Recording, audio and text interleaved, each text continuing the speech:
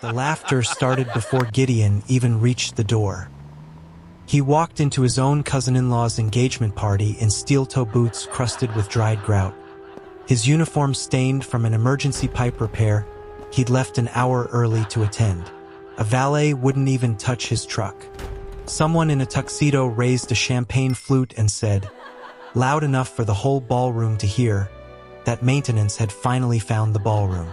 The room erupted. Elena didn't laugh. She crossed the marble floor in her second-hand dress, took the lunchbox from her husband's hand, wiped a smudge of grease from his cheek with her thumb, and told him, in front of everyone, that he worked harder than anyone in that room. They laughed harder. None of them knew that the museum Gideon mopped floors in wasn't just his workplace. It was quietly, almost entirely his. And in 2 months, the whole world was going to find out. If you love a slow burn story where the quiet ones turn out to be the strongest, hit subscribe now and drop a comment below telling me where you're watching from. I read every single one. The Peninsula Hotel's grand ballroom in downtown Chicago glittered like something built for people who had never once worried about a light bill. Crystal chandeliers hung in tiers from a ceiling painted with clouds and gold leaf, and 8-foot windows framed the skyline in a way that made the city itself look like part of the decor.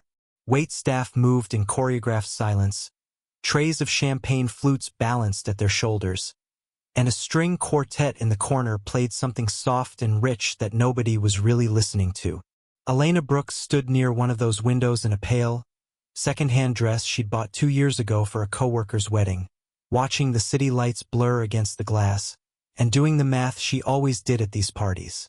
How many hours of nursing shifts it would take her to afford the centerpiece alone. She'd stopped being embarrassed about that math a long time ago. It was simply a fact of her life now, the way rain was a fact of April. Tonight belonged to her cousin Vanessa, who was somewhere near the center of the room in a dress that probably cost more than Elena's monthly rent, holding court with a circle of women who all seemed to laugh at the exact same moment, like a chorus with excellent timing. Vanessa's engagement to Preston Vaughn, a real estate developer 12 years her senior with a jaw like a cologne ad and a portfolio that made grown men nervous, had been announced 3 weeks earlier, and the Brooks family had not stopped talking about it since. Elena! Her cousin's voice arrived before Vanessa did, sliding across the room with the practiced sweetness of someone who had learned early that cruelty landed better with a smile on it. You came. I wasn't sure you would. Given? She paused, letting her eyes travel over Elena's dress. Given everything. Congratulations, Vanessa, Elena said, and meant it mostly. Preston seems like he makes you happy.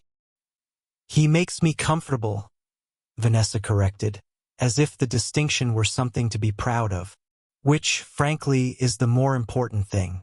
You'll understand that eventually, or maybe you won't. Some people just aren't built for that kind of life. Her gaze flicked toward the door, toward nothing yet, but already anticipating something. Speaking of which, where is your husband tonight? Please tell me he's not coming in that truck of his. Preston's parking valet nearly had a heart attack last time. Elena's jaw tightened, but she kept her voice even. He's coming. He had a job to finish first. A job. Vanessa said the word the way other people said tragedy. Right? Of course. Harold Brooks, Elena's uncle and the reigning patriarch of the family. A title he'd assigned to himself somewhere around Elena's 12th birthday and never relinquished, appeared at Vanessa's elbow with a whiskey in hand and an expression that suggested he'd already had 2. He was a broad man with silver hair combed back hard enough to look armored, and he had a way of looking at people like he was appraising real estate. Elena. He said her name the way he might acknowledge a distant, slightly disappointing relative he was obligated to greet. You look well, considering. Considering what, Uncle Harold? Considering the company you keep these days. He sipped his whiskey. I heard he's still at the museum. Maintenance, is it? Pipes and light bulbs. He keeps the building running, Elena said. Someone has to. Someone does, Harold agreed pleasantly. in the tone of a man agreeing that yes, someone did have to clean the gutters, so long as it wasn't him or anyone he claimed as family. I only worry about you, Elena. You had such promise. Pre-med, wasn't it, before the nursing? And now look. Married to a man who probably makes less in a year than Preston spends on watches. 2 years ago, words like that would have found the soft, unhealed places in Elena and pressed until she bled a little inside. 2 years ago, she had been engaged to a different man entirely, Marcus Doyle, a hedge fund analyst with a corner office and a smile that had, in retrospect, always looked slightly rehearsed. Marcus had proposed at a rooftop restaurant with a ring that made her coworkers gasp, and 6 months later he had left her 3 weeks before their wedding, taking with him the joint savings account he had quietly emptied over the preceding year and leaving behind a stack of bills in both their names that had taken Elena the better part of a year to climb out from under. She had learned 2 things from Marcus Doyle. The first was that a person could wear a $2,000 suit and still be, underneath it, someone who would let you drown. The second was that appearances, the watches, the addresses, the restaurant reservations, told you nothing true about a person's character. Appearances were a costume. What mattered was what someone did when nobody was measuring them for it. I'm happy, Uncle Harold, Elena said quietly. That's all that really matters to me now. Happiness doesn't pay a mortgage, Harold said, and turned to greet someone more interesting. Elena exhaled slowly and looked back toward the door, and that was when she saw him. Gideon Hale walked into the ballroom the way he walked into every room, without ceremony, without apology, as if the space around him was simply space, and he had every right to occupy his portion of it. He was still in his museum coveralls, the navy fabric streaked dark at the knees and forearms where he'd been elbow-deep in a burst pipe under the West Wing an hour earlier. His tool belt was slung low on his hips, a battered lunchbox in one hand, work gloves tucked into his back pocket. He hadn't had time to change. He'd barely had time to wash the worst of it off his hands. He was tall, broad through the shoulders in the unshowy way of someone who did physical work for a living rather than performed it in a gym, with dark hair that always looked like it had been finger-combed rather than styled, and quiet brown eyes that moved over a room and seemed to actually see it, rather than simply scanning for who was worth talking to. The valet at the door, a young man in a maroon vest who had spent the last hour parking Bentleys and Range Rovers, took one look at Gideon's dust-colored pickup idling at the curb behind him and made a small, apologetic gesture that Elena caught even from across the ballroom. Asterisk, I can't park that here. Just leave it. Asterisk. Gideon didn't argue. He simply nodded, said something Elena couldn't hear that made the valet's shoulders relax slightly, and walked in on foot, leaving the truck where it sat. The laughter started almost immediately. A ripple at first, near the door, and then spreading the way laughter does when it senses permission. A man Elena didn't recognize, silver-templed and expensively dressed, raised his champagne flute in Gideon's direction and said, loud enough to carry over the quartet, "Looks like maintenance finally found the ballroom." The room broke into open laughter. Not everyone. A few guests looked uncomfortable, glancing away, but most of them laughed, because laughing at the man in the dirty coveralls was easy, and because Vanessa was laughing loudest of all, one hand pressed dramatically to her chest as if she might actually die of the joke's brilliance. Gideon didn't flinch. He didn't flush, didn't look for an exit, didn't perform the wounded dignity that would have given the room something more to feed on. He simply scanned the crowd until he found Elena, and something in his face eased, the way a held breath releases. Elena didn't wait. She crossed the ballroom in long, unhurried strides, ignoring the whispers that followed her. There she goes always did like a project, and reached him before anyone else could get another word in. She took the lunchbox out of his hand without asking, set it on a nearby table, and reached up with her thumb to wipe a streak of grease from just below his cheekbone. "Rough one?" she asked, quiet enough that it was just for him. "Copper pipe finally gave out under the East Gallery," Gideon said. "Sorry I'm late. Wanted to make sure the shutoff valve actually held before I left." "Of course you did," She smiled up at him, and for a moment the ballroom, the laughter, her uncle's whiskey-soaked disapproval, all of it receded to background noise. Then, louder, deliberately loud enough for the nearest cluster of guests to hear, she said, "You work harder than anyone in this room." The laughter that answered her was even louder than before. "Oh, Elena," Vanessa called out, dabbing at the corner of her eye as though she genuinely wept from amusement. "You always did have such a big heart.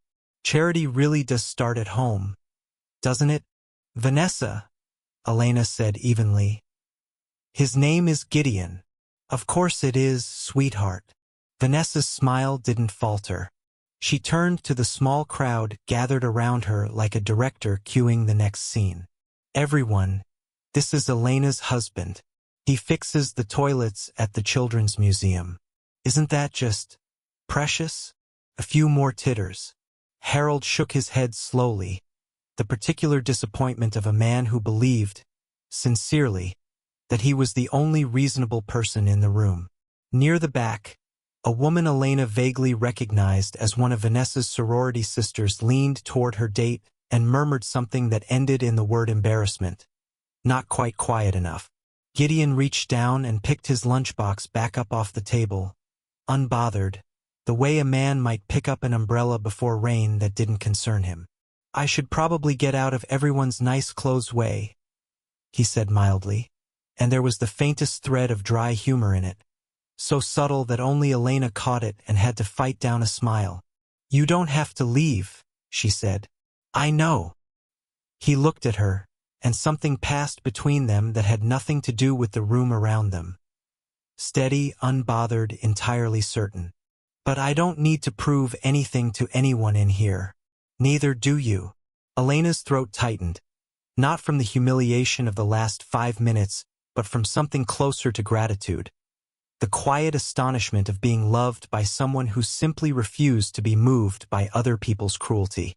She had spent 3 years with a man who curated his image so carefully that she should have known, in retrospect, that there was nothing solid underneath the polish.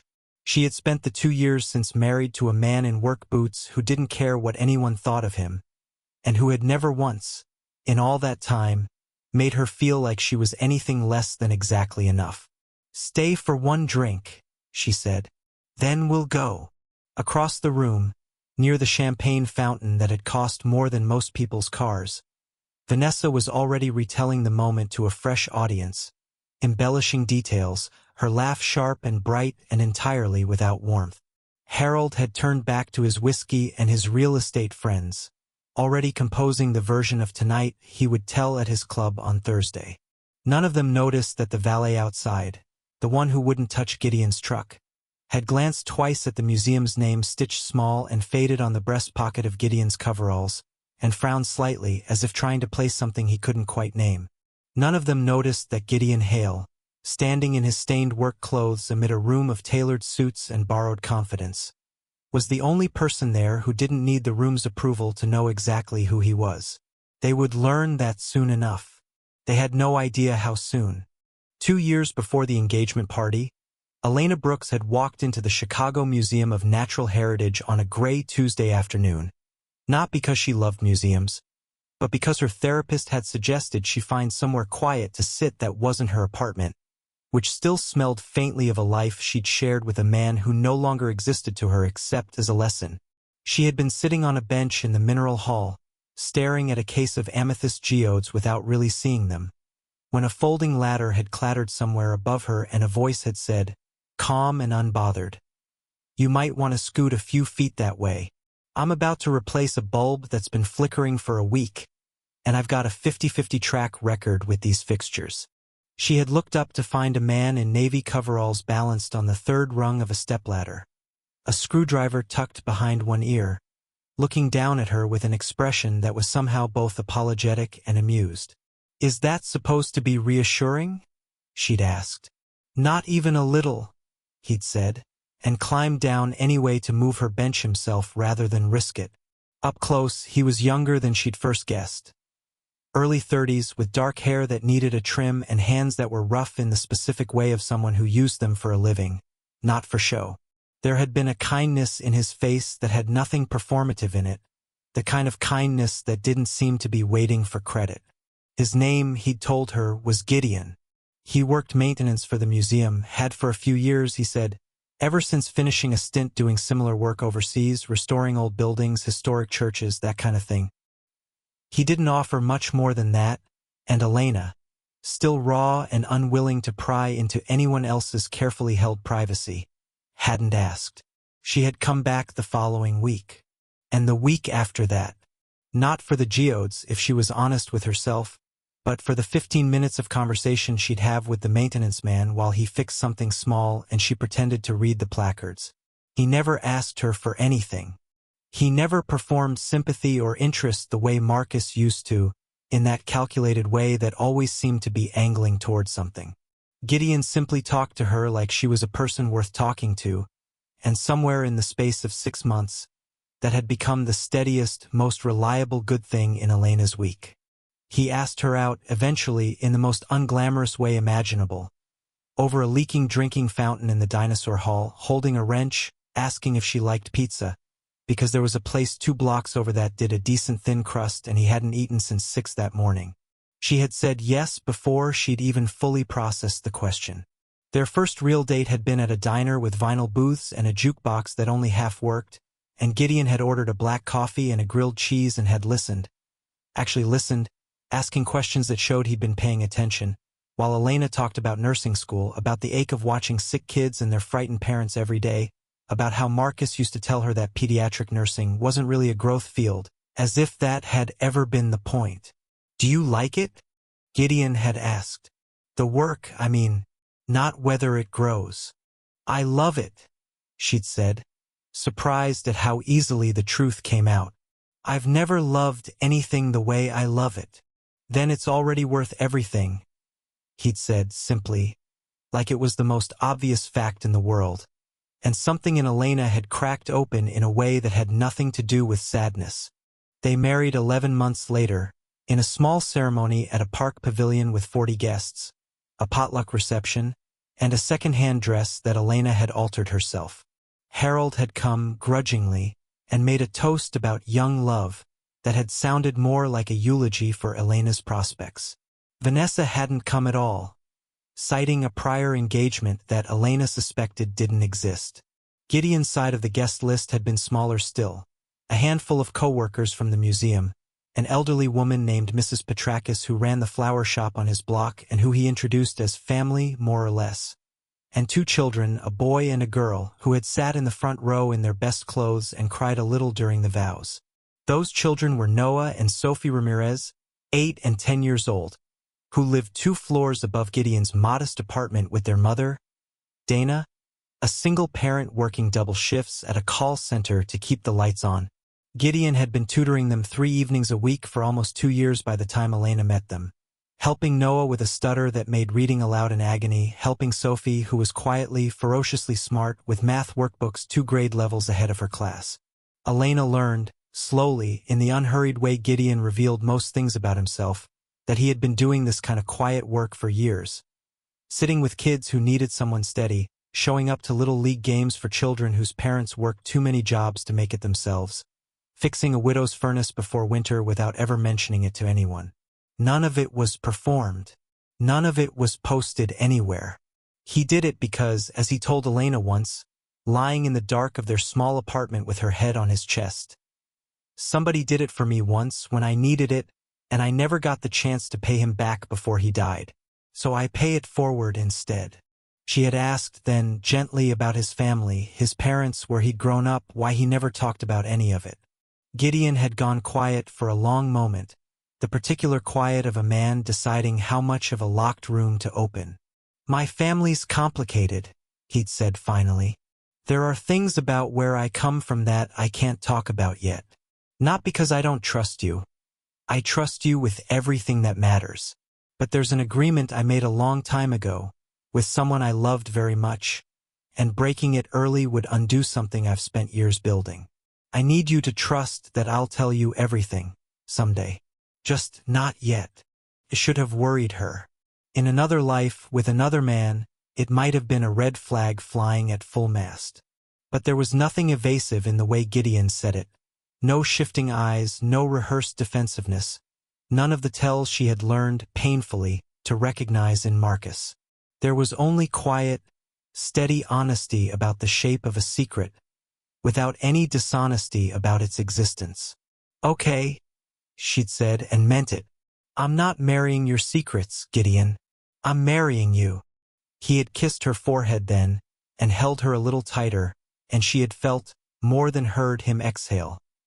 The particular relief of a man who had been waiting, quietly, for years, to find out whether such a thing was even possible.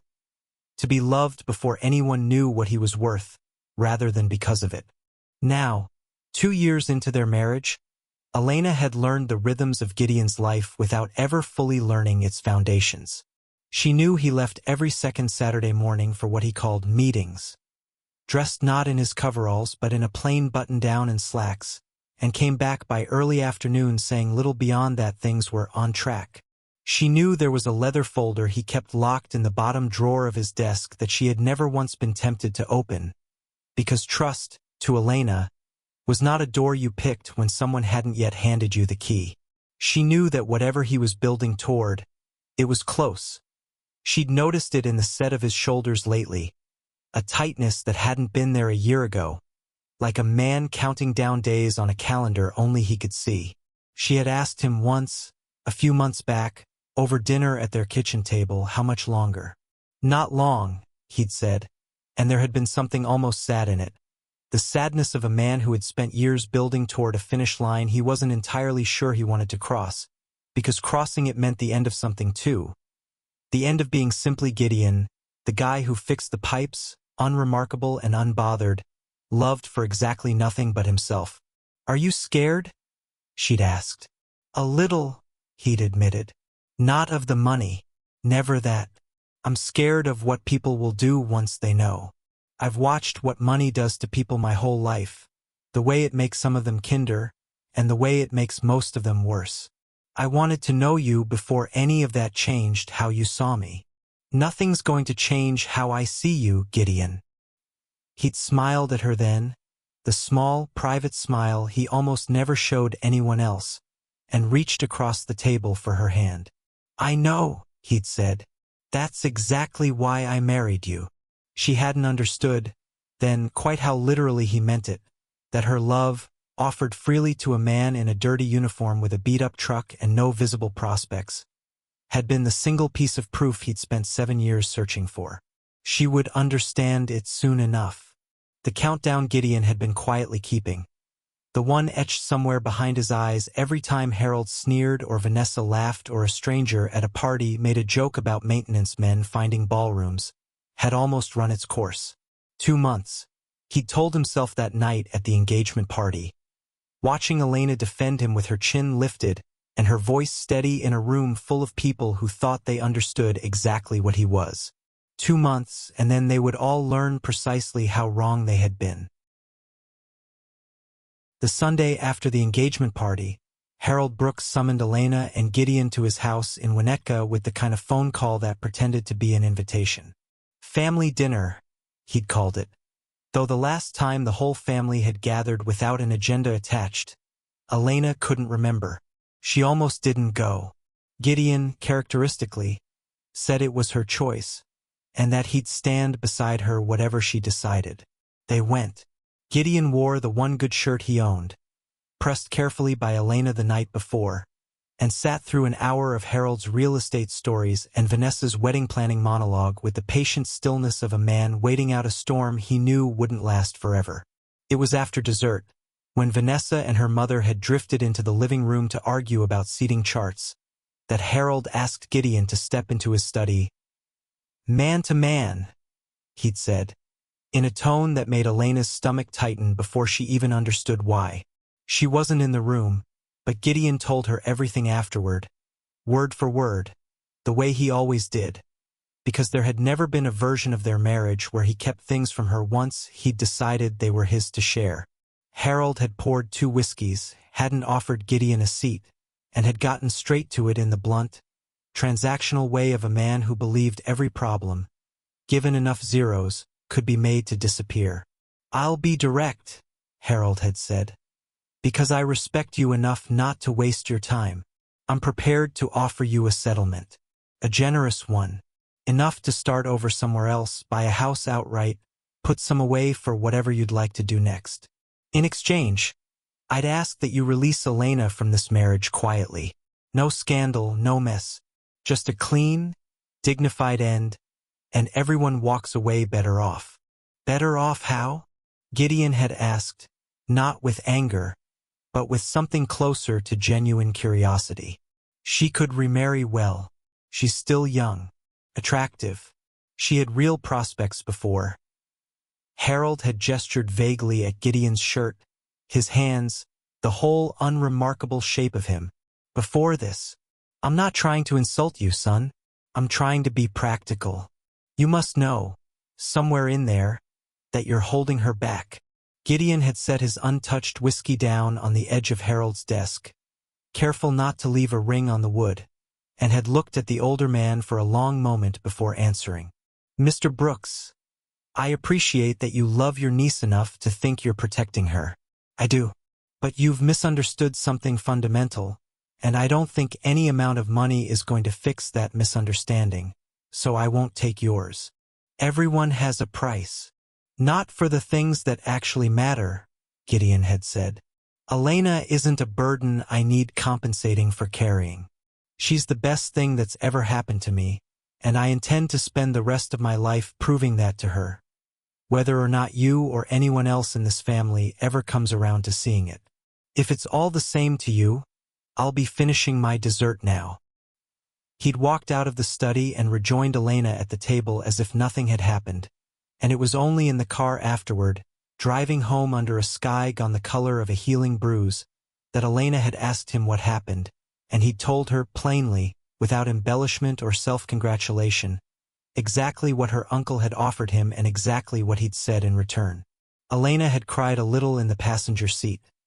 Not from hurt, precisely, but from the strange, disorienting grief of learning just how little her own family thought she was worth without a price tag attached to her happiness.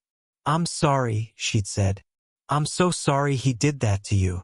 Don't be sorry on my account, Gideon had said, reaching over to squeeze her hand at a red light. I've had worse offers from better men. It doesn't touch me. What worries me is what it does to you, hearing it. He offered to buy you off like you were a problem to be managed. I know, and I turned it down in about 4 seconds, because there's no number in the world that's worth more to me than falling asleep next to you every night. He glanced over, the light still red, his eyes steady on hers in a way that made the whole ugly evening feel smaller, survivable. You're not a problem, Elena. You never have been. The only real problem in that house tonight is a man who spent so long measuring people in dollars that he's forgotten how to measure anything else. Vanessa's campaign, when Elena mentioned the study conversation to her a week later, mostly out of a bruised need to be understood by somebody in her family, took a different shape entirely. Where Harold offered money, Vanessa offered concern. Delivered over lunch at a restaurant Elena couldn't really afford, which Vanessa had insisted on paying for with the particular generosity of someone using money as a leash. I just think, Vanessa said, turning her wine glass slowly by its stem, that you deserve to actually live, Elena, not just survive in some cramped apartment counting pennies with a man who's never going to be able to give you anything more than what he's giving you right now. Do you know Preston has a friend, Bradley Kensington, from the Kensington real estate family? Divorced, but amicably, no kids, and he's been asking about you since the engagement party. Vanessa, I'm married. For now. Vanessa said it lightly, like a fact of weather rather than a threat.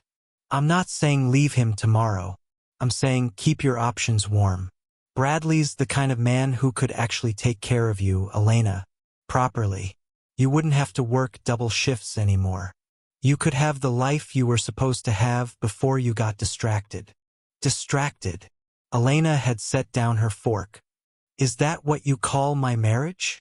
I call it a phase, Vanessa said, not unkindly, which somehow made it worse.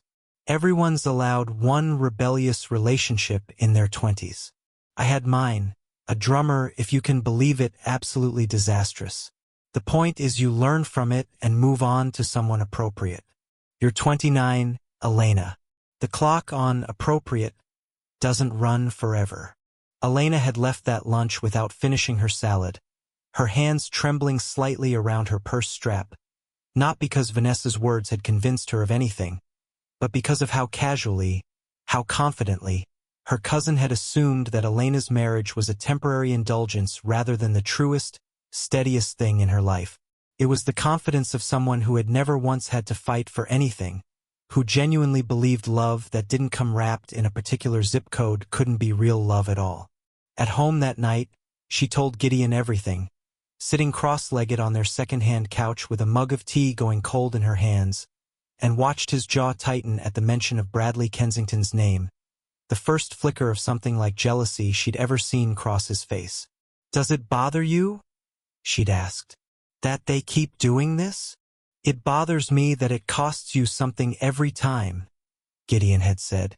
"It doesn't bother me on my own account. I know what I am. I know what we are. Nothing your family says changes the truth of either of those things." He'd paused, turning his mug slowly in his hands. "But I won't lie to you, Elena. Some nights I wonder if it would be easier for you if I just told them. Ended the questions, ended the offers, ended the lunches with men named Bradley. Would it be easier for you?" "No," he'd admitted. "Not yet. There's still work I need to finish before I can do that honestly, in a way that means what it's supposed to mean. But I need you to know that the offer stands if you ever need it to. I will never let pride keep you in a position that hurts you." Elena had set down her tea and moved across the couch, curling into his side, feeling the steady rise and fall of his breathing beneath her cheek. "I don't need you to prove anything to my family," she'd said. "I need you to keep being exactly who you are. That's never been the problem, Gideon. They are." He had kissed the top of her head, and they had sat like that for a long time in the small apartment that was theirs, with its second-hand couch and its view of a brick wall instead of a skyline, while somewhere across the city, a leather folder sat locked in a desk drawer, its contents inching closer, week by week, to a truth that would make every dinner table calculation Harold Brooks had ever made look exactly as small as it was. To understand Gideon Hale, you first had to understand Cornelius Hale, a man who had built one of the largest private historical preservation foundations in the country out of a single restored courthouse in downstate Illinois and a stubborn belief that history, once demolished, could never truly be rebuilt. Cornelius had made his first fortune in industrial real estate in the 1970s, buying up crumbling factories and warehouses across the Midwest for pennies on the dollar, at a time when everyone else in the business saw only liabilities and back taxes. Where his competitors saw tear-down candidates, Cornelius saw bones worth saving, cast-iron facades, hand-laid brick, the kind of craftsmanship no contractor built anymore because it was no longer profitable to. He restored what he bought instead of demolishing it, leased the restored buildings to museums, nonprofits, and small businesses at rates deliberately below market, and by the time he was 60 had amassed both a considerable fortune and a reputation as the strangest, most principled developer in the state. The Hale Preservation Trust, which he founded in 1988, existed to do at scale what he had spent his career doing piece by piece. Buy, save, and protect buildings and institutions that mattered to the communities around them, regardless of whether saving them made obvious financial sense. By the time Cornelius died, the trust quietly owned or held controlling stakes in dozens of properties across the country, museums, libraries, historic theaters, community centers, many of them operating without the faintest public awareness of who actually held their deeds.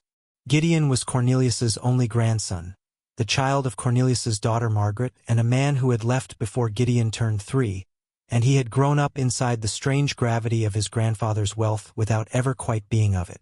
Cornelius, wary of what money had done to his own son, Gideon's uncle Desmond, who had burned through his portion of an early inheritance on yachts and failed business ventures before dying of an overdose at 41, had raised Gideon with a philosophy that bordered on the monastic. There would be no trust fund at 18, no new car for graduation, No easy path.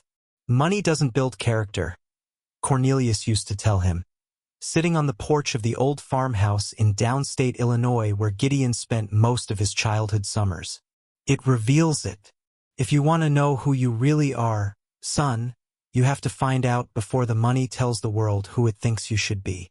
Gideon had gone to a state college on financial aid he genuinely qualified for, had worked 2 jobs through his 20s, one of them for 3 years restoring stonework on historic churches in Italy and Portugal. Funded by a Hale Trust apprenticeship program, he applied to under a slightly altered version of his name, deliberately obscuring the family connection, and had learned, in those years, exactly the kind of craftsmanship his grandfather had spent a lifetime trying to preserve. It was during those years abroad that Cornelius, in the last stretch of his life, had drafted the will that would eventually change everything.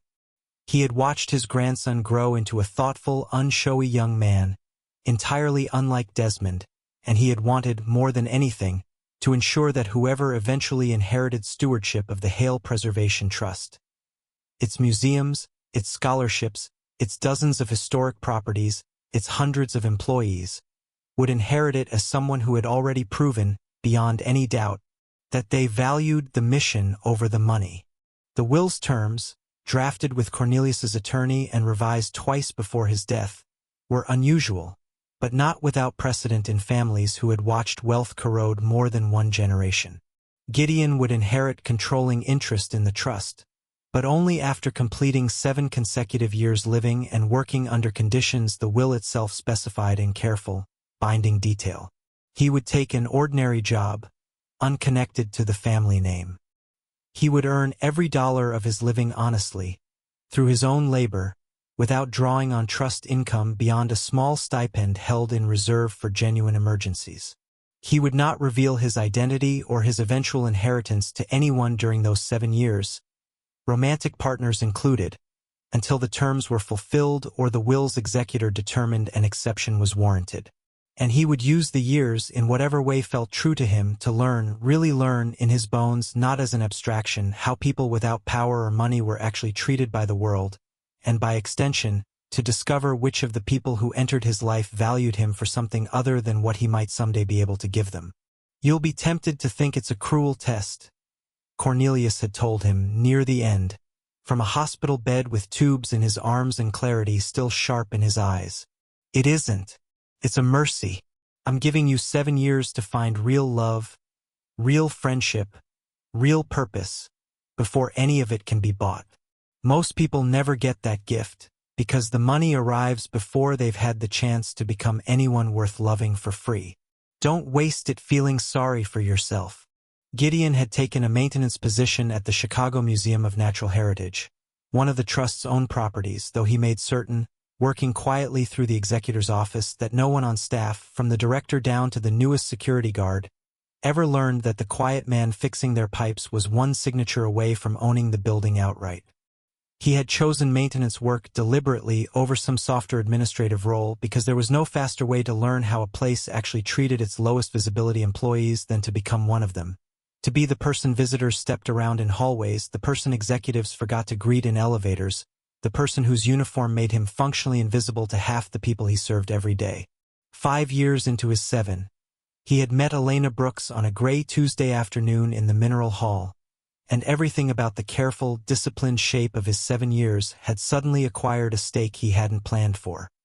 He had fallen in love with a woman who had every reason, given her own history with Marcus Doyle, to be suspicious of secrets, and he had chosen, deliberately, agonizingly, to keep this one anyway, not because he didn't trust her, but because he needed, for his own sake as much as the will's, to know that whatever she felt for him was built entirely on the man in the coveralls, with nothing else propping it up. There had been nights, in the 2 years since their marriage, when the weight of the secret had genuinely frightened him. Not because he doubted Elena, but because he understood, watching her defend him against her family's cruelty again and again, exactly how much he was asking of her without her knowledge or consent. She was choosing him over and over, in rooms full of people who mocked the choice, without ever knowing that the choice would eventually be vindicated beyond anything Vanessa or Harold could imagine.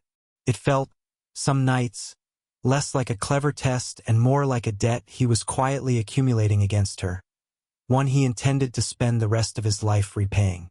The executor of the Hale Trust, a sharp, silver-haired attorney named Diane Okafor who had worked with Cornelius for 30 years before his death, met with Gideon twice a year to review his progress and, more recently, to begin the quiet logistical work of preparing for the transition, briefing the trust's board, reviewing the properties under threat across the portfolio, ensuring the paperwork that would formalize Gideon's inheritance was airtight and unimpeachable the moment his 7 years concluded. It was Diane who had called Gideon on a Thursday morning, 2 weeks before Vanessa's engagement party, her voice carrying an unusual note of urgency. "Gideon, we have a problem," she'd said. "The city's putting together a redevelopment package for the West Loop Cultural Corridor. There's a proposal on the table to rezone the block your museum sits on for a luxury residential tower. The zoning board is treating it as though the city itself holds title to the land. The trust holds the deed," Gideon had said, "free and clear. My grandfather bought that lot outright in 1994. I know that. You know that. But the paperwork establishing the trust's ownership has been buried under 3 decades of shell entities and holding companies, specifically to protect your anonymity during these 7 years, per the will's own instructions. Unless someone steps forward publicly as trust chairman to formally assert ownership, the city may be able to push this through on a technicality before anyone can stop it. And Gideon, the vote is scheduled for 8 weeks from now." Gideon had sat in silence for a long moment, looking out the window of his small apartment at the brick wall across the alley, doing the math that had governed the last 7 years of his life. 8 weeks. His 7 years would be complete in 9. 1 week short of everything he had built toward. 1 week that could cost the museum and everyone who depended on it everything. "I need to think," he'd told Diane. "Give me a few days." But even as he said it, he already knew, somewhere in the steady, unshowy center of himself that had never once needed anyone's permission to know its own worth, exactly what he was going to do. He simply needed to find the right moment to do it, and to prepare Elena in whatever way he could, for the fact that the man she had married was about to become someone the entire city would suddenly, urgently want to know. There was a particular kind of quiet Gideon carried in the weeks after his call with Diane Okafor, not withdrawn, not distant, but the stillness of a man doing careful math behind his eyes, running the same numbers over and over until they came out the same way each time. Elena noticed it the way she noticed everything about him now, after 2 years of marriage. The extra beat before he answered a question, the way he lingered a little longer than usual over Noah's reading lesson on Wednesday evening, as if trying to memorize something about the ordinary shape of his life before it changed. She didn't push. She had learned, early in their marriage, that Gideon's silences were never evasions. They were simply the sound of a private, deliberate man working through something at his own pace, and that he would tell her what mattered the moment he was ready. What she didn't yet know, and wouldn't for several more weeks, was just how much of Gideon's quiet life had been built on acts of generosity so carefully hidden that even the people closest to him had never connected the dots. It had started, in a small way, 7 years earlier, with the first paycheck Gideon received from his overseas restoration apprenticeship. A modest sum, barely enough to cover his rent and groceries, which he had nonetheless split in half without hesitation, sending one portion to a children's burn unit in the city where he was working, because a boy he'd met in a market there had lost both parents in a house fire and had nowhere else for the donation to go. It had felt, at the time, less like charity and more like instinct, the same instinct that had made Cornelius Hale buy crumbling factories nobody else wanted, the belief that what you had was never entirely yours to keep if someone nearby needed it more. The habit had never left him. Over 7 years of maintenance wages, modest by any measure, barely above what his co-workers earned, Gideon had donated, quietly and anonymously, more money than most people saw in a lifetime, funneled through a small private fund that Diane Okafor administered under a name that traced back to nothing but a post office box and a lawyer's discretion. It went to children's hospitals in 3 states. It went to families drowning in medical debt after a diagnosis nobody had budgeted for, paid off in full, with a note that said only you don't owe anyone anything, least of all an explanation. It went to scholarships for museum interns from neighborhoods where a summer internship usually meant giving up a paying job the family needed, scholarships that came with stipends generous enough that no student ever had to choose between the two again. And 2 years before Elena ever wandered into the Mineral Hall on a gray Tuesday afternoon, it had gone to Lakeside Children's Hospital, the same hospital where Elena Brooks worked 12-hour shifts on the pediatric floor, the place where she had built her entire professional life around the belief that sick children deserved to be cared for regardless of what their parents could afford. Lakeside had been 2 months from closing its doors permanently when the anonymous grant arrived. The hospital's board had already drafted the closure announcement, already begun quietly notifying staff to update their resumes, already started transferring the sickest patients to facilities across the city that had waiting lists stretching into months. Elena remembered that period with a specific, aching clarity, remembered crying in her car in the parking garage the night the closure was first announced, remembered the particular grief of imagining families driving 40 extra minutes with a feverish infant because the hospital in their own neighborhood no longer existed. And then, without warning or explanation, the closure had been called off. A grant from a private foundation, the Willowbrook Community Fund, the paperwork said, a name that meant nothing to anyone at Lakeside, and that led, when anyone bothered to trace it, to a dead-end holding company registered years earlier and never publicly connected to anything else, had arrived with enough capital to cover the hospital's operating shortfall for 3 years and fund a full renovation of the pediatric wing besides. The board had held a small celebration. Elena had cried again, this time from relief, standing in the break room with a paper cup of cheap champagne someone had brought in, utterly unaware that the man she would meet 18 months later, standing on a stepladder in a museum mineral hall, was the reason she still had a job to go home crying about. Gideon had never told her. It had never occurred to him to connect that donation to the woman he would eventually fall in love with. The grant had gone out through the fund's normal channels a full year and a half before Elena walked into the museum, long before he had any idea who she was. But even after he learned, with a strange, quiet shock, exactly where Elena worked and how close her own story had come to unraveling because of a hospital closure his own money had quietly prevented, he never mentioned it. It wasn't the kind of thing you brought up to impress someone. It was simply a thing that had happened, the way rain happened, unconnected in his mind to any expectation of gratitude or recognition.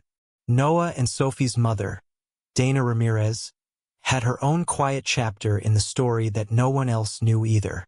2 years earlier, Noah had needed a cochlear implant evaluation that their insurance had denied twice, and Dana had spent 3 sleepless months trying to figure out how to appeal the denial while working a job that didn't pay overtime for the hours she'd need to take off to fight it. She had mentioned it once, in passing, to Gideon while he was fixing a stuck window in their apartment. Not asking for help, just talking the way exhausted parents talk to someone who happens to be nearby and kind. 3 weeks later, an anonymous foundation grant covering the full evaluation and, eventually, the implant surgery itself had arrived through Lakeside's own charitable care program, routed so carefully through unrelated channels that Dana never once suspected the quiet maintenance man from 2 floors down had anything to do with it. Sophie's scholarship to the museum's junior docent program, a paid position, rare and competitive, that had covered her school supplies and a share of the family's grocery bill for 2 years running, had come through an anonymous fund established, the paperwork said, in memory of a mentor who believed every child deserved the chance to learn history's lessons regardless of what they could afford. Sophie had no idea the mentor in question was the same soft-spoken man who checked her math homework 3 evenings a week and never once let on that he had anything to do with the fund that quietly kept her family from choosing between rent and enrichment. None of it added up to a single visible thread, because Gideon had spent 7 years making certain it never would. Every grant moved through a different shell entity. Every act of generosity was routed so its origin dissolved a step or two before it could ever reach him. He wasn't hiding out of shame or modesty performed for an audience. There was no audience by design. He gave because giving quietly, without credit, was the only version of wealth his grandfather had ever taught him was worth having, and because some stubborn, unspoken part of him needed to know that if he vanished tomorrow, the good he'd done would still be true, untethered from anyone's gratitude or memory of his name. Elena had noticed things, over 2 years of marriage, that she'd never quite put together either. The way Gideon sometimes disappeared for an hour on a Saturday and came back saying only that he'd had an errand. The particular gentleness with which Dana Ramirez always greeted him. A gratitude that seemed disproportionate to a man who merely helped her kids with homework. The way the museum's director, a harried, kind woman named Priscilla Aldridge, occasionally looked at Gideon with an expression Elena couldn't quite place. Something between confusion and deference, as if she sensed there was more to him than his uniform suggested but had never been able to articulate why. She had asked him once, half joking over dinner, whether he had some secret double life she should know about. He had smiled, that private, unreadable smile, and said, "Everyone has more going on than they let people see, Elena. Even you. I've watched you slip your own lunch to a mother in the pediatric ward who hadn't eaten all day, twice, and never once mention it to me. You just did it because it needed doing." He'd reached across the table for her hand. "I think that's probably the only kind of double life worth having." She hadn't pressed further. But she had filed the moment away, the way she filed away all the small, unexplainable kindnesses that seemed to trail Gideon Hale wherever he went, waiting, without quite realizing she was waiting, for the day all of it would finally make sense. That day was closer than either of them yet understood. Sitting now at just under 9 weeks, ticking down toward a city council vote that would force the truth into the daylight whether Gideon was ready or not. The announcement came on a Monday morning, delivered with the bureaucratic cheerfulness the city reserved for decisions it had already made and merely needed the public to accept. A press release from the mayor's Office of Economic Development, forwarded to Elena by 3 separate co-workers before she'd even finished her coffee, described a transformative redevelopment initiative for the West Loop Cultural Corridor. Language dense enough to require a second reading before its meaning became clear. The Chicago Museum of Natural Heritage, along with the 2 smaller buildings flanking it, was slated for demolition. In its place, a consortium led by Ashcroft Meridian Development, a name Elena recognized with a small jolt, as the firm where Vanessa's fiancé Preston Vaughn served as a senior partner, proposed a 42-story luxury residential tower, complete with a rooftop pool, a private members club, and unit prices that started, according to the leaked renderings already circulating online, somewhere north of $2 million. The city council had scheduled a public vote in 8 weeks. In the meantime, the press release noted, with the particular blandness reserved for information nobody wanted scrutinized too closely, the city's legal department had determined that the current occupancy of the site does not, in the office's assessment, constitute an impediment to redevelopment. A sentence that would only make sense to anyone paying close attention to property law, and to Diane Okafor, who read it 3 times before calling Gideon with barely restrained fury in her voice. "They're claiming the deed is unclear," she told him. "It isn't. It's the opposite of unclear. But your grandfather structured the ownership through the West Loop Cultural Trust, a shell layer specifically designed to keep the Hale name out of public records during your 7 years, and the city's lawyers are arguing, in bad faith, that unclear beneficial ownership means the property should default to municipal control pending clarification. If we don't resolve this before the vote, they'll push the rezoning through and argue the ownership dispute in court for the next 5 years while the wrecking ball does its work regardless. Can we get an emergency injunction? We're filing for one. But injunctions take time we don't fully have, and Ashcroft Meridian has 3 council members in their pocket who are already whipping votes. Gideon." Diane had paused, and in that pause Gideon had heard the same math he'd been running in his own head for 2 weeks. "You know what this means." He did. It meant that whoever held final, unimpeachable authority over the West Loop Cultural Trust needed to step forward publicly, with documentation the city couldn't dismiss as a paperwork fiction, before the vote. And there was only one such person in the world, and he was currently mopping floors in the very building at stake. 1 week away from the moment his grandfather's will would have made all of it simple. At the museum itself, the news landed like a slow-motion collapse.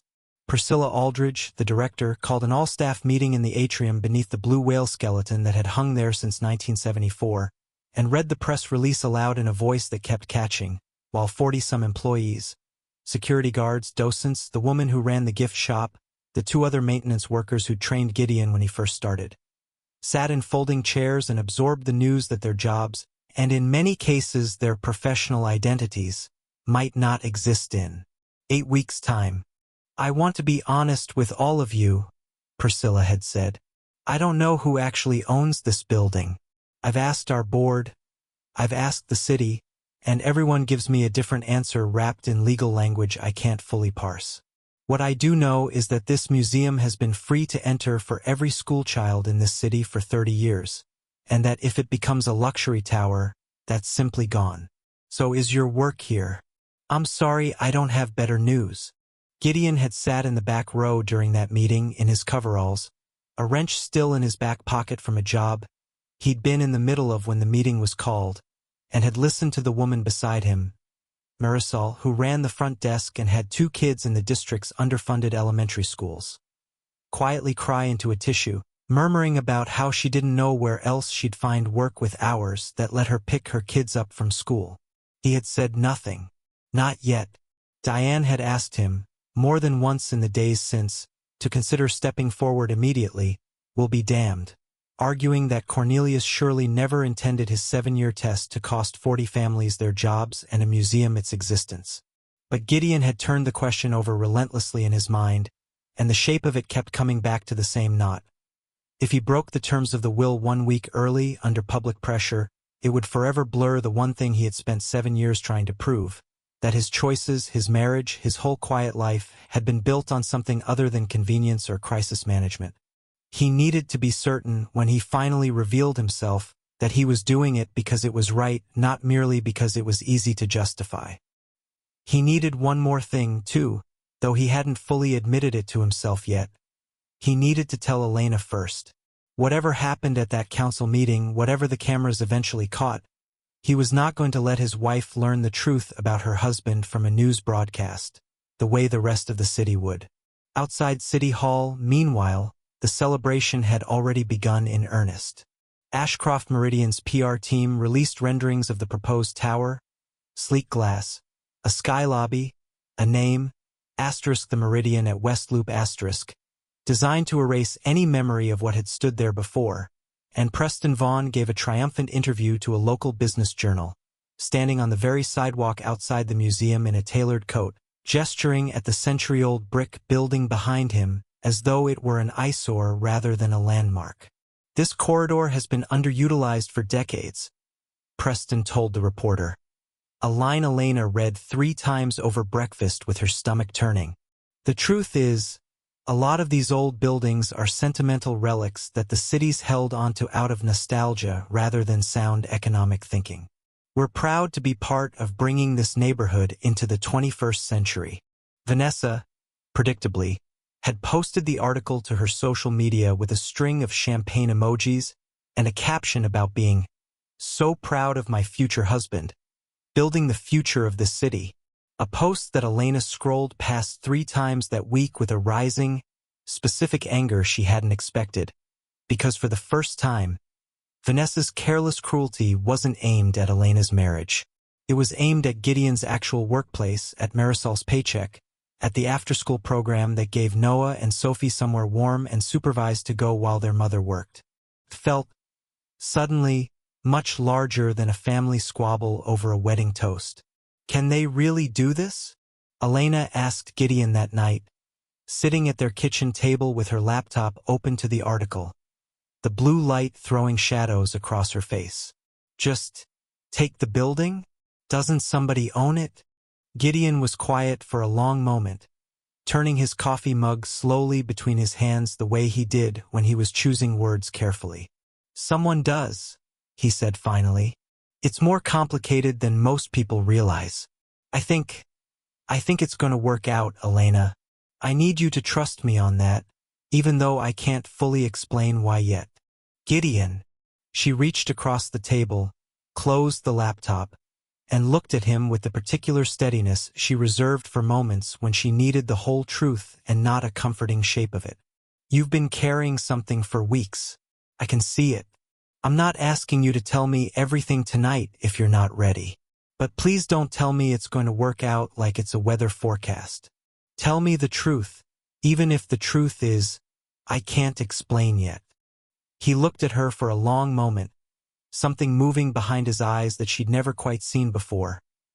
Not fear, exactly, but the particular vulnerability of a man standing at the edge of something he'd spent years preparing for and still wasn't sure he was ready to jump into.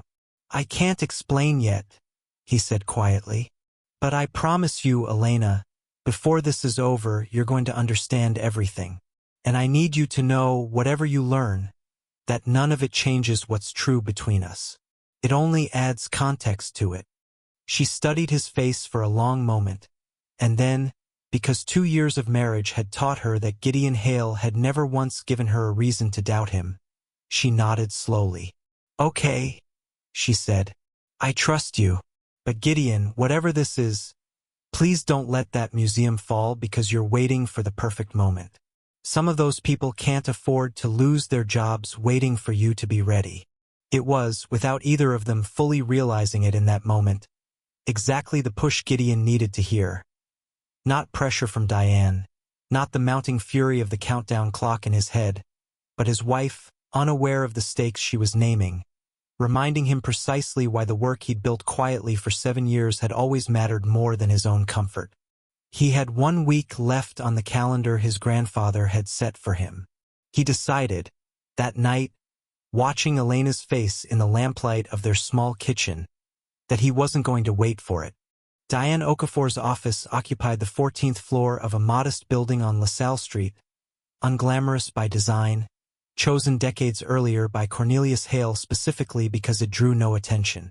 Gideon had visited it perhaps a dozen times over 7 years, always after hours, always dressed in his ordinary clothes, and always leaving before anyone in the building's lobby had a chance to wonder why a man in work boots was heading up to see one of the city's most quietly influential estate attorneys. He went there the morning after his conversation with Elena, still in his coveralls, having told Priscilla he needed a few hours for a family matter. The first lie, however small, he'd told at the museum in 7 years, and it sat uneasily in his chest the whole drive downtown. Diane met him at the elevator herself, dispensing with her assistant, and closed her office door behind them with the particular care of a woman who understood that whatever was about to be said needed no witnesses until Gideon was ready for them. You've made a decision, she said, without preamble, reading it in his face the way she'd learned to read her client's decisions over 30 years of practice. I have. Gideon sat, for once, instead of standing near the window the way he usually did during these visits, restless in a way she'd rarely seen from him. I'm not waiting for the 7 years to close naturally. I want to invoke the acceleration clause. Diane's eyebrows rose fractionally, the closest she came, in Gideon's experience, to open surprise. Your grandfather included that clause for exactly this kind of circumstance, but I've never seen anyone actually invoke it. It requires the executor, me, to certify that continuing the anonymity period would cause demonstrable, irreversible harm to the trust's mission. That's a high bar, Gideon. 40 jobs and a 130-year-old public museum getting turned into a luxury tower with a rooftop pool, Gideon said. Is that demonstrable enough?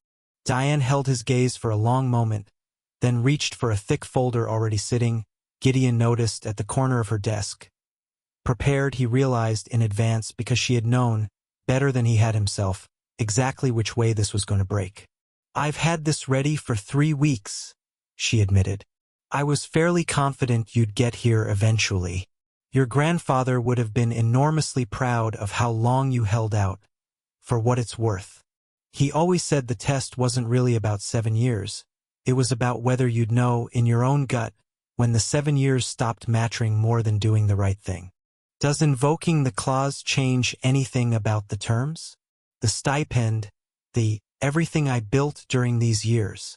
Nothing retroactive changes, Diane said. Your marriage, your work at the museum, everything you did during these 7 years stands exactly as it happened, under exactly the conditions your grandfather set. The clause simply moves up the date of your formal inheritance and public acknowledgement as chairman of the trust. Everything before this moment remains untouched, which, she added more gently, I suspect matters to you a great deal, given the particular way you chose to spend those years. Gideon exhaled, some of the tension easing from his shoulders for the first time in weeks. It matters more than almost anything else in this whole arrangement, he said quietly. I need Elena to know that everything between us happened before any of this. That she chose me before the world had any reason to. She'll know, Diane said. The paperwork makes that unambiguous if it ever needs to. But Gideon? She paused, studying him with the careful attention of a woman who had, in her own way, watched him grow up from a distance. Have you told her yet? Any of it? Not yet. Tonight. Do you want me to prepare anything for how the meeting goes tomorrow? The vote is in 6 days. If we file the acceleration paperwork today, I can have you certified as chairman by end of week, in time to formally assert trust ownership before the council votes. Do it, Gideon said. But Diane, I don't want a press conference. I don't want to roll out a statement, any of the theater that usually comes with something like this. I want to walk into that emergency council meeting when it's scheduled, present the documentation, and let the facts speak for themselves. No spectacle. That was never what any of this was about. Diane smiled, the first real warmth she'd shown all morning. Your grandfather said almost that exact sentence to me once 40 years ago, standing in front of his first restored courthouse. I'll have the papers ready by Thursday. Gideon drove home that evening with the folder Diane had given him sitting on the passenger seat, the same worn leather folder Elena had noticed without ever asking about it, locked in his desk drawer for the last 2 years, now finally carrying documents that would matter to the wider world instead of only to him. He sat in the driveway of their building for almost 20 minutes before going in, running through, one more time, the words he'd used to tell his wife the truth he'd been withholding since the day they met. She was at the kitchen table when he came in, a stack of patient charts from a shift she'd covered that afternoon spread in front of her, and she looked up at the sound of the door with the particular attentiveness she reserved for him now, the way she'd learned to read the weather of his moods without needing him to announce them. You look different, she said, before he'd even said hello. Good different, like something's settled. Something has. Gideon set the folder on the table between them, not opening it yet, and sat down across from her. Elena, I need to tell you something, and I need you to let me get through all of it before you say anything, because it's going to sound strange for the first few minutes, and I promise it makes sense by the end. Her hands went still on the charts in front of her. Okay, she said quietly. I'm listening. He told her everything. He told her about Cornelius Hale and the Hale Preservation Trust, about the crumbling factories and the restored courthouses, about his Uncle Desmond and what money unearned had done to a man who'd never had to learn who he was without it. He told her about the will, about the 7 years, about the apprenticeship in Italy and Portugal that had taught him the stonework he still used, unconsciously, whenever he repaired something at the museum by hand instead of calling a contractor. He told her about the anonymous funds, the children's hospitals, the medical debts, the scholarships, and watched her face change, slowly, disbelievingly, when he told her, gently, about a grant to a place called Lakeside Children's Hospital that had arrived 18 months before she ever walked into the museum's mineral hall. That was you? She said, very quietly, her hand pressed flat against her mouth. Gideon, that was, I cried in the break room. I thought we were going to lose the whole pediatric floor. That was you. I didn't know you yet, he said. I want to be clear about that. It wasn't some elaborate plan to win you over. It was just, the fund does what it does. I never connected it to you until much later, and even then, it never felt like something to bring up. It wasn't a gift to you. It was just the truth of who I already was, before I ever knew your name. She was crying now, quietly, Not from sadness but from the particular vertigo of having an entire hidden architecture of her own life suddenly revealed to her. The hospital, the museum, the strange kindnesses that had always trailed slightly behind explanation. And Noah's implant. And Sophie's scholarship. That's... Gideon, that's you too, isn't it? That's me too, he said softly. I never wanted credit for any of it. I still don't, not really. I'm telling you now because I don't have a choice anymore. Not because I've suddenly decided I want the recognition. He told her, finally, about the museum, about the demolition vote, about the acceleration clause and Diane's folder now sitting between them on the kitchen table. In 6 days, he said, I'm going to walk into an emergency council meeting and tell the entire city who I am. I wanted you to hear it from me first, tonight in our kitchen, before any of it becomes public.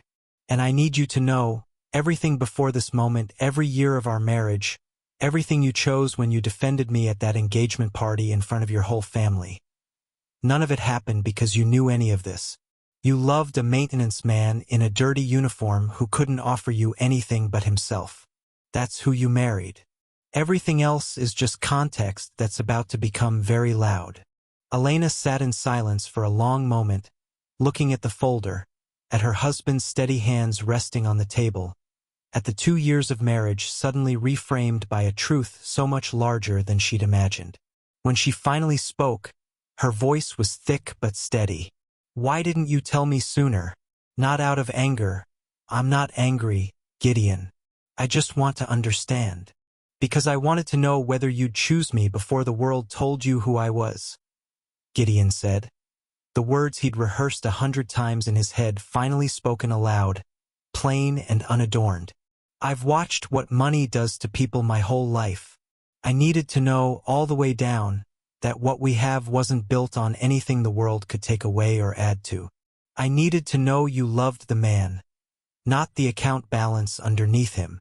Elena reached across the table and took his hand, holding it the way she'd held it 100 times before, except now she understood, for the first time, the full weight of everything that hand had quietly built and given away without ever asking for anything in return. I already had, she said. Gideon, I already chose you, 100 times over, in front of everyone who ever laughed at you. Nothing about tonight changes that.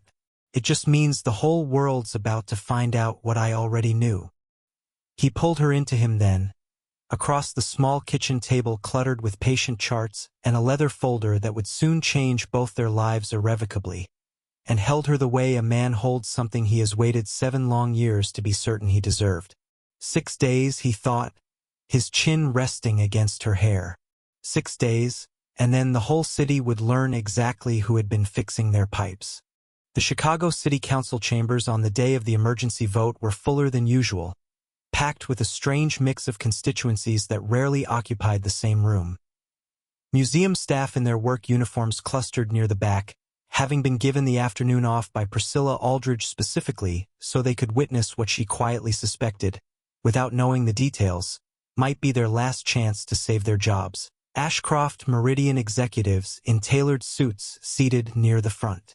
With the relaxed confidence of men who had already spent the projected profits from the Meridian at West Loop in their heads. A handful of local reporters who had shown up mostly out of habit, expecting a routine procedural vote. And near the middle of the gallery, Harold Brooks, invited by Preston Vaughn as a professional courtesy, seated beside Vanessa, who had come along partly out of boredom and partly to see her fiancé's triumph up close. Elena sat 3 rows behind them, in a plain blazer she'd bought for the occasion, her hands folded tightly in her lap. Gideon had asked her to come, but had asked her, too, to sit apart from him until the moment was right. Let them see you as Elena Brooks today, he'd said that morning, adjusting his tie in their bathroom mirror, wearing a suit for what Elena realized, with a small jolt, was possibly the first time in the 2 years she'd known him. Not as my wife yet. Not until they understand what that actually means. The council chair, a weary alderwoman named Patricia Nunez who had clearly sat through 100 variations of this exact hearing, called the session to order and moved briskly through the preliminary items. A zoning variance for a parking structure, a noise ordinance amendment, before arriving at the item that had drawn the crowd. "We move now to Agenda Item 14, Nunes said, reading from her tablet, regarding the proposed redevelopment of the West Loop Cultural Corridor parcel, currently occupied by the Chicago Museum of Natural Heritage. The council will hear a presentation from Ashcroft Meridian Development, followed by public comment, followed by a vote on the rezoning application." Preston Vaughn rose smoothly, buttoning his jacket, and delivered a presentation Elena had half expected, glossy renderings projected onto the chamber's screen, talk of economic revitalization and modernizing an underutilized corridor. A carefully worded acknowledgement that some may feel nostalgic attachment to the existing building, paired with reassurance that the museum's collection could be relocated to a more accessible facility. Harold nodded along approvingly from the gallery. Vanessa recorded a portion of it on her phone for her social media. When Preston finished, Nunes opened the floor for public comment, and Priscilla Aldridge rose first, her voice trembling slightly but holding steady, describing 30 years of free field trips for schoolchildren, describing the docent program that had put dozens of local teenagers through college, describing a building that held more than exhibits. "It held," she said, "the only place some of these kids ever get taken somewhere that isn't a strip mall or a bus stop." A few council members looked genuinely moved. Most looked at their watches. It was after Priscilla sat down, dabbing at her eyes, and after Nunes had called for one final public comment before the vote, that Gideon Hale rose from his seat near the back of the chamber, still in coveralls until that morning, now in a plain dark suit that fit him with the unshowy precision of something bought for exactly this occasion, and walked to the podium. A ripple of recognition moved through the gallery before anyone quite understood why. Marisol from the front desk leaned toward a coworker and whispered something. Priscilla Aldridge's brow furrowed, trying to place why her museum's maintenance technician was approaching a council podium in a suit. Harold Brooks glanced over with mild, uncomprehending irritation, the look of a man wondering why a repairman had wandered into an important meeting. Vanessa actually laughed under her breath, a short, disbelieving sound, and murmured to her fiancé, "Isn't that Elena's husband? What on earth is he doing?" "Name and affiliation for the record," Nunes said, glancing down at her notes without much interest, expecting a museum employee's plea for job security. "Gideon Hale," he said, his voice carrying clearly and without strain across the chamber, "Chairman of the Hale Preservation Trust." The room did not go silent all at once. It went silent in layers, first the council members closest to the podium, who exchanged confused glances at a name none of them recognized. Then the reporters in the press gallery, one of whom had begun, almost reflexively, to type into her phone. Then, more slowly, the Ashcroft Meridian executives near the front, whose confident postures stiffened one by one as the words Hale Preservation Trust traveled across the room and landed, with increasing weight, on people who understood exactly what those words meant to Chicago real estate. "I apologize for the theatrics of this reveal," Gideon continued, opening the leather folder he'd carried in under one arm and setting a stack of documents on the podium.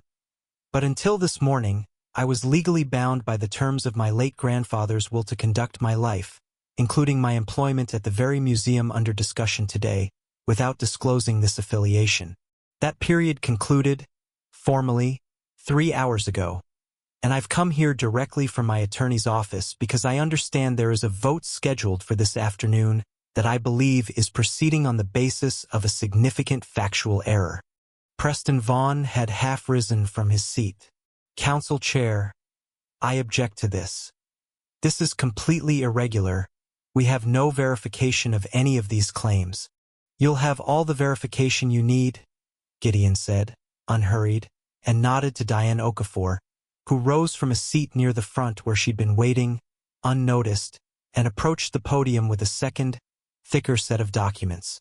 "This is Diane Okafor, executor of the Hale Preservation Trust and my late grandfather's longtime attorney. I'd ask that these documents be entered into the record." Diane distributed copies efficiently to the council chair and the city's legal counsel. A title search dating back to 1994, showing the trust's uninterrupted ownership of the parcel. Corporate documentation tracing the chain of shell entities that had obscured the ownership during Gideon's anonymity period, now fully disclosed and notarized, and a formal letter, signed by Diane as executor, certifying Gideon Hale as chairman with full legal authority to act on the trust's behalf. As the documentation shows, Gideon continued, this parcel, including the museum building, has been owned outright by the Hale Preservation Trust for over 3 decades. The city does not hold title. It never has. Any rezoning application predicated on unclear or municipal ownership is proceeding on a factual basis that these documents conclusively disprove. He paused, and when he spoke again, his voice was quiet but absolutely unshakable, carrying to every corner of the now utterly silent chamber. As chairman of the Hale Preservation Trust, I decline your offer to purchase or rezone this property. The museum will remain exactly what it has always been, free, open, and dedicated to serving every child in this city, regardless of what their parents can afford. The silence that followed lasted a full 5 seconds before the chamber erupted. Reporters scrambling for their phones, camera operators at the back of the room adjusting their lenses toward the podium, council members conferring urgently among themselves, Priscilla Aldridge sitting in stunned, open-mouthed silence with tears now running freely down her face for an entirely different reason than before. In the gallery, Harold Brooks had gone the color of old paper, his mouth working soundlessly as the words Hale Preservation Trust finally connected, in his mind, to a name he'd read 100 times in financial pages over the years, one of the largest private foundations in the Midwest, worth, by conservative estimate, well over $4 billion.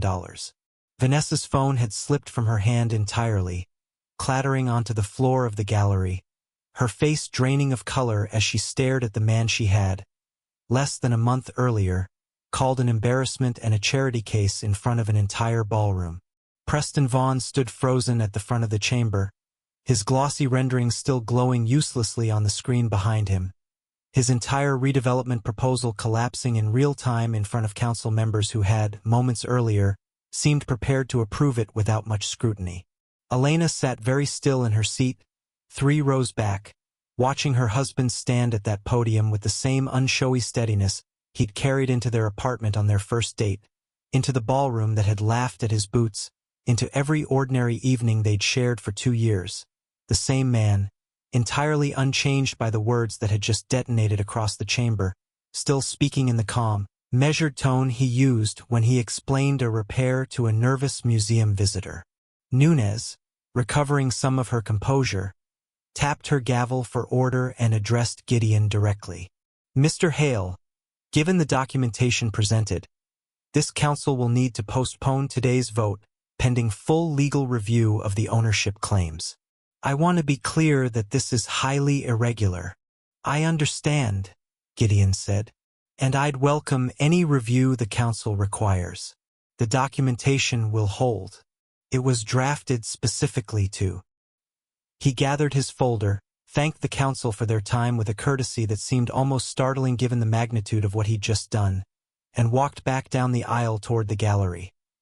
Past Preston Vaughn, who could not meet his eyes. Past Harold Brooks, whose mouth was still working without producing sound. Past Vanessa, staring at him as though seeing him genuinely for the very first time, until he reached Elena and extended his hand to her the way he had 100 times before, as though nothing about the last 10 minutes had changed the fundamental shape of who they were to each other. She took it, rose from her seat, and together they walked out of the council chamber into a hallway already filling with reporters shouting questions, camera flashes strobing off the marble walls, a scene that would be replaying on every local news broadcast within the hour and, by morning, on national ones as well. Outside, on the courthouse steps, Gideon's old pickup truck was gone from wherever he'd left it that morning, replaced by a black SUV that pulled smoothly to the curb, driven by a member of the trust's security detail Diane had quietly arranged the day before. The same species of valet who, weeks earlier at Vanessa's engagement party, had refused to park Gideon's truck anywhere near the luxury cars now stood at the base of the courthouse steps. A different valet at a different building, but cut from the same cloth of assumption, and opened the SUV's door for Gideon with visibly shaking hands, having recognized, from the news alert already buzzing on his phone, exactly whose door he was opening. Gideon paused before getting in, looked back at Elena standing beside him in her plain blazer amid the chaos of flashing cameras and shouted questions, and felt, for the first time in 7 long years, the strange, weightless relief of no longer needing to carry a secret alone. "Ready?" he asked her. "For what?" Elena asked, half a laugh escaping despite everything. "For all of this?" Gideon said, gesturing at the reporters, the cameras, the whole loud, sudden unraveling of the quiet life they'd built together. "It's about to get very noisy for a while." Elena took his hand and stepped into the SUV beside him. "I've survived my family for 2 years," she said. "I think I can survive a few reporters." The door closed behind them, the SUV pulled away from the curb, and behind them, on the courthouse steps, Harold Brooks stood frozen beside his niece, both of them staring after a departing vehicle that carried. They were only now beginning to understand the very family they had spent 2 years mocking, and had just lost entirely the standing to ever mock again. By the following morning, Gideon Hale's name was on every local news broadcast in Chicago, and by the evening after that, on several national ones as well. The maintenance man millionaire, one particularly breathless headline called him, a phrase Gideon found both inaccurate and mildly amusing, since the word millionaire undersold the Hale Preservation Trust's holdings by several orders of magnitude, and the word maintenance man, while technically true, missed the point of the 7 years almost entirely. The story had the kind of narrative shape reporters couldn't resist. A quiet museum worker revealed, overnight, as the anonymous owner of the very building he'd been mopping floors in, stepping forward at the last possible moment to save it from demolition. Camera crews staked out the museum's entrance for a week. A local news anchor did a segment standing in the mineral hall where Elena and Gideon had first met, narrating the story of the humble Hale heir to viewers who had, until 3 days earlier, never heard the name at all. Diane Okafor fielded interview requests by the dozens and granted almost none of them, protecting Gideon's privacy with the same discipline she'd protected his anonymity for 7 years, understanding that the man himself had never wanted the spotlight and wasn't going to be forced into performing gratitude for cameras now that circumstances required his name. Priscilla Aldridge, for her part, requested one meeting with Gideon in the week after the council hearing, not as a reporter, but simply as the woman who had unknowingly worked alongside him for years, hired him, occasionally scolded him for being late on a repair ticket, and had no idea the entire time that she'd been managing the trust's own chairman. "I owe you an apology," she told him, sitting across from him in her small, cluttered office. The same office where she'd once given him a mild warning for taking too long on a broken exhibit case. "I gave you performance reviews, Gideon. I once told you your work order completion time needed improvement." "You were right," Gideon said, smiling. "It did. I was slow on the East Wing exhibit case because I kept getting distracted talking to a nurse who used to sit in the mineral hall." He shook his head. "You don't owe me an apology, Priscilla. You treated me exactly the way you treat every employee here, fairly, and with respect even when you were frustrated with me. That's precisely what I came here to learn whether people were capable of. You passed the test without ever knowing you were taking one." He formalized, in the weeks that followed, an arrangement with Priscilla and the museum's board that the Hale Preservation Trust would fund a full renovation and expansion of the building, not into luxury condominiums, but into what would eventually be announced as the largest free children's education center in the Midwest, incorporating the existing museum alongside new wings dedicated to hands-on science education, a public library branch, and, at Elena's quiet suggestion one evening over dinner, a small pediatric health clinic serving families in the surrounding neighborhood who couldn't easily access care elsewhere. "You don't have to do that because of me," Elena had told him, almost embarrassed at having floated the idea at all. "I'm not doing it because of you," Gideon said. I'm doing it because you're right that it's needed, and because you're the only person qualified enough in this family to run it properly. He'd looked at her seriously across the table. I mean that, Elena, not as a gesture, as an actual job offer if you want it. Director of a free pediatric clinic, built inside the museum you fell in love with me in. You'd be running your own program instead of covering someone else's 12-hour shifts. Elena had cried. That night, real tears, not from grief this time but from the strange, overwhelming shape of a dream she hadn't fully let herself imagine finally becoming a plan with a groundbreaking date attached to it. The Brooks family, meanwhile, unraveled in the weeks following the council hearing with a speed that surprised even Elena. Preston Vaughan's redevelopment deal collapsed almost immediately once the trust's ownership was confirmed by the city's legal review, and the scrutiny that followed reporters and, eventually, city investigators digging into Ashcroft Meridian's other pending deals surfaced financial irregularities in 3 of the firm's other projects, including falsified environmental impact assessments and a pattern of undisclosed payments to 2 of the same council members who had seemed prepared to fast-track the West Loop rezoning.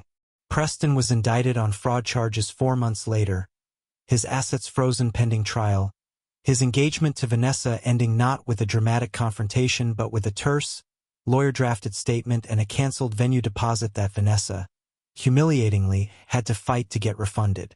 Vanessa called Elena twice in the months that followed, not to apologize at first but to ask, with a kind of desperate practicality that Elena found almost pitiable, whether Gideon might be willing to help with her legal fees given everything. Elena had declined on his behalf without even asking him, understanding instinctively that some debts weren't the kind money could settle. It was only on the 3rd call, 6 months later, that Vanessa's voice had cracked into something that sounded, for the first time in Elena's memory, genuinely unguarded. I don't know how to say this, Vanessa had said, except that I was wrong.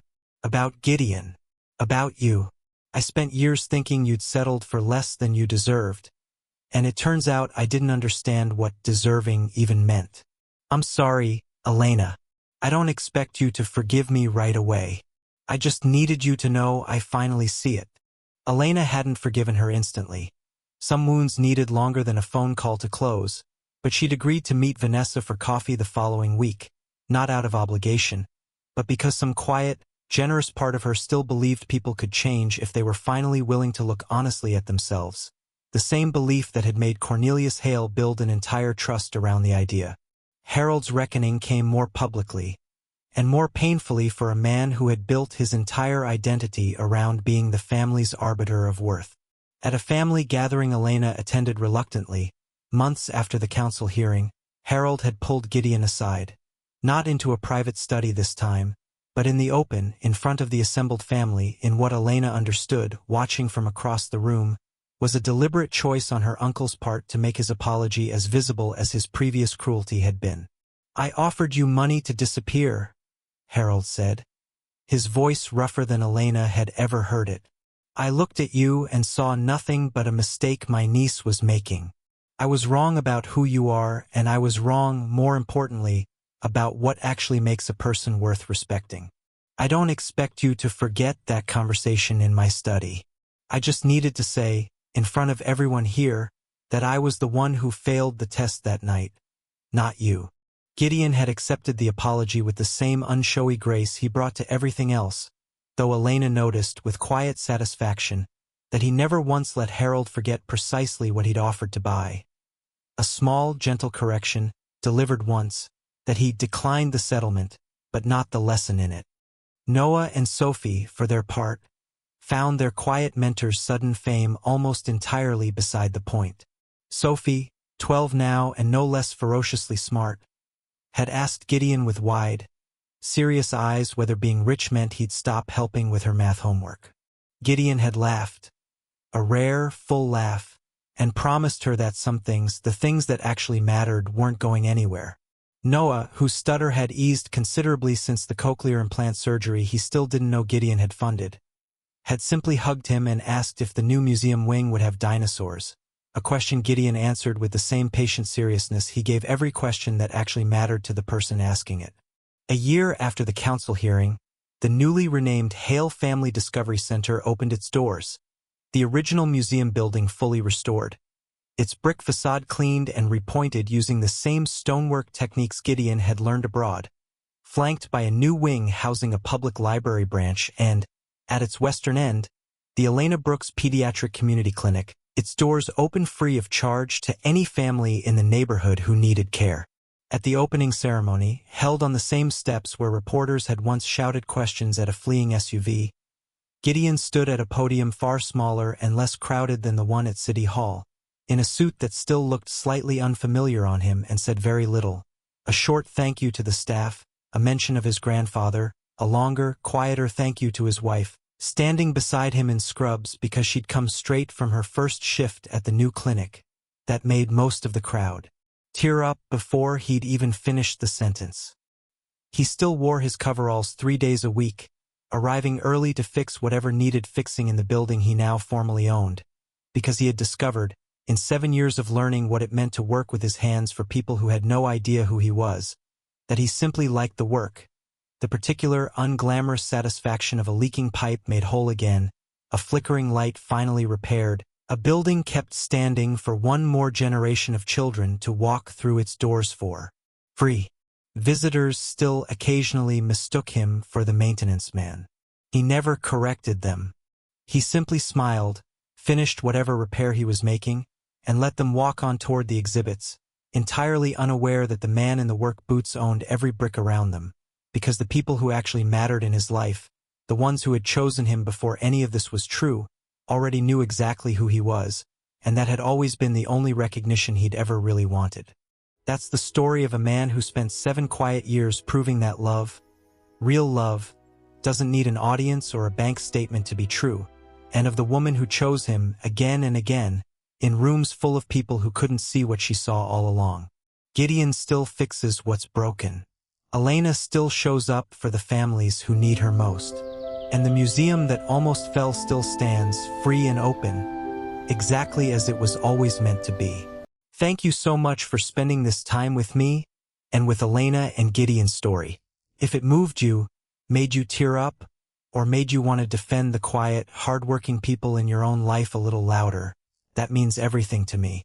Please like this video if you enjoyed it, subscribe so you don't miss the next one, share it with someone who needs a reminder that character always outlasts appearances, and leave a comment below telling me your favorite moment from the story. I read every single one, and I'll see you in the next one. Take care of yourselves.